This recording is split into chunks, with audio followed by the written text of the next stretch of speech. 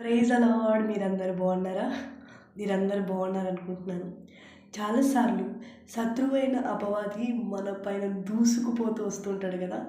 ఎంతలాగా అంటే మనల్ని పడేయాలని, మనల్ని కృంగదీయాలని, మనల్ని ఏదో ఒక విధంగా దేవునికి దూరం చేయాలని, అదేవిధంగా మన కుటుంబంలో గలిబిలి రేపడానికి, శోధనలు తేవడానికి రెడీగా ఉంటాడు కదా!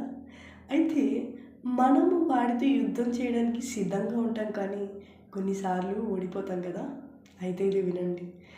మన చేతిలో యుద్ధోపకరణాలు ఉన్నంత వరకు మనం ఓడిపోవచ్చేమో కానీ మన యుద్ధోపకరణాలు ఆయన చేతిలో పెట్టి, "ప్రభువా, నా వల్ల అవ్వట్లేదయ్యా, నేను ఓడిపోతున్నానయ్యా, అలిసిపోయానయ్యా, నువ్వే చెయ్యయ్యా" అని ఆయనకిస్తే ఆయన నిన్ను గెలిపించడానికి సిద్ధంగా ఉన్నాడు.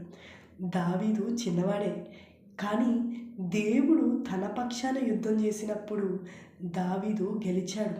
గొల్యాతు వంటి గొప్ప సమస్యలను దావీదు ఎదిరించగలిగాడంటే అది ఆయన శక్తా? కానే కాదు.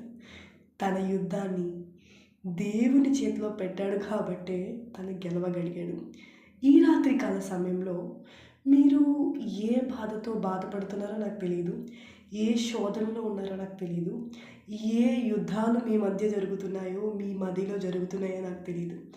ఇదంతా దేవుని చేతిలో పెట్టి, "నీవే నా దిక్కయ్యా, నీవే నా పక్షాన పోరాడు" అని ఆయనకిస్తే ఖచ్చితంగా దావీదు పక్షాన పోరాడిన ఆయన నీ నా పక్షాన పోరాడతాడు.